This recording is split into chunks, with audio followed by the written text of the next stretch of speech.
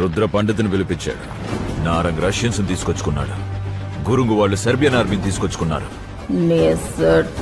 ఏ దిక్కు చూసినా సావే కొట్టొచ్చినట్టు కానట్టుంది కదా సామె. నీకు కూడా కనబడుతుందా?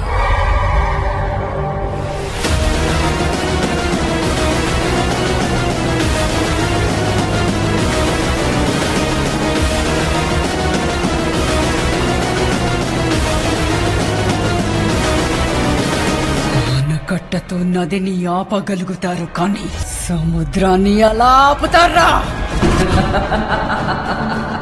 ఖాన్సార్ కా సలాం, వరద రాజమన్నార్ కా సలాం, సలార్ దేవరత రాయ్నా.